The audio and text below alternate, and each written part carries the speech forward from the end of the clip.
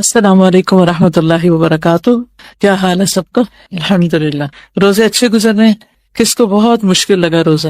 آپ کو ویکنس ہو گئی تھی؟ ویکنس کا کیا علاج ہے؟ جیسے کل میں نے آپ سے کہا تھا نا کہ اپنے ایک دن کے اندر جو آپ کے انرجی کے لیولز مختلف اوقات میں ہوتے ہیں ان کو ٹیسٹ کیجیے ایک دو دن کہ کس وقت آپ زیادہ بہتر کام کرنے کے قابل ہوتے ہیں. تو اپنے اہم ترین کام پھر اس وقت کر لیجیے، اور باقی جو آپ اپنی نیند وغیرہ پوری کرنی ہے وہ اس وقت میں کر لیں جب آپ کی انرجی لو ہو رہی ہو. اور میجورٹی کا تو الحمدللہ اچھا گزرا، اور اللہ سبحانہ تعالیٰ نے کتنی رحمت کی ہے کہ موسم اتنا اچھا ہو گیا. کوشش یہ کریں کہ وہ کام جو رمضان کے بعد ہو سکتے ہیں ان کو تھوڑا کٹ ڈاؤن کر کے، سوشلائزنگ وغیرہ کو یا اور ایسے چیزیں جو ضروری نہیں کہ ہم رمضان میں کریں، ان کے بغیر بھی کام چل سکتا ہے، تو ان کو کٹ ڈاؤن کر کے انرجی سیو کریں، اپنا ٹائم سیو کریں، اور جو رمضان کے آپ کے موسٹ امپورٹنٹ ٹاسک ہیں ان کے اوپر اپنا وقت لگائیں، تو انشاءاللہ زیادہ بہتر ہوگا.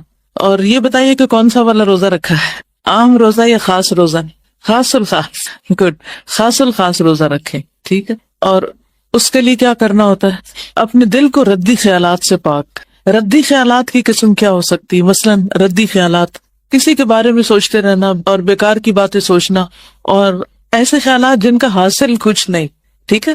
ردی خیالات کی ڈیفینیشن کیا ہے؟ وہ خیالات جن کا کچھ نتیجہ نہیں نکلنے والا، فائدے کی بجائے الٹا نقصان دینے والے. سب لوگ سحری کھاتے ہیں؟ کس نے سحری نہیں کھائی آج؟ اوکے. کم لوگ ہیں لیکن ہیں، تو اس لیے بہتر ہے کہ سحری کے بارے میں کچھ ضرور آپ سے بات کر لی جائے. نحمدہ ونصلی علی رسولہ الکریم، اما بعد، فاعوذ باللہ من الشیطان الرجیم، بسم اللہ الرحمن الرحیم.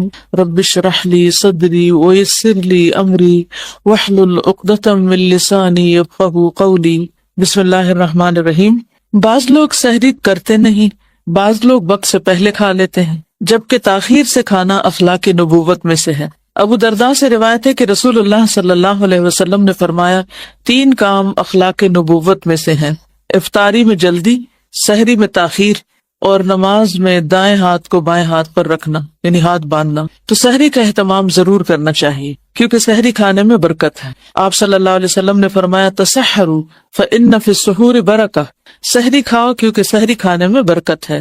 یعنی تھوڑا بھی کھایا ہو تو انسان کو روزے میں پھر ویکنس فیل نہیں ہوتی. ارباز بن ساریہ کہتے ہیں کہ مجھے رسول اللہ صلی اللہ علیہ وسلم نے رمضان میں سحری کے لیے بلایا اور فرمایا، ہلم الی الغداء المبارک، آؤ مبارک کھانے کی طرف.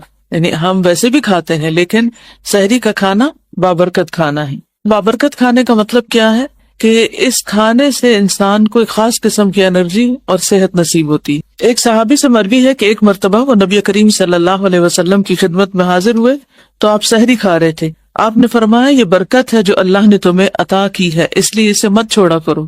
مقدام بن مادی کرب سے روایت ہے کہ رسول اللہ صلی اللہ علیہ وسلم نے فرمایا، تم لوگ اپنے اوپر صبح کا کھانا یعنی سحری لازم کرو، اس لیے کہ وہ مبارک کھانا ہے. تو اب اس کو کھاتے وقت اس کو اپریشیٹ کرنا کہ یہ مبارک کھانا ہے. سحری ضرور کھانی چاہیے، خواہ پانی کا ایک گھونٹ ہی کیوں نہ پی لیا جائے.